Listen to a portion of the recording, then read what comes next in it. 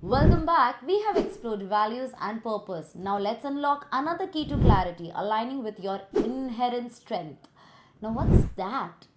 If you have ever felt like you're working harder than everyone else but not getting the same result, it often happens, right? And if I tell you that you're trying to fit into a mold that doesn't match your natural talent, that's hurtful.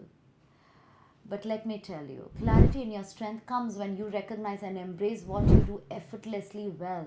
Because when your tasks and roles align with your natural talent, work feels less like a struggle and more like a flow. So, reflect back on when you were very successful. What was that superpower strength and that made you so successful? That moment in time made you very happy, achievable, like a winner. And write that in the comment below.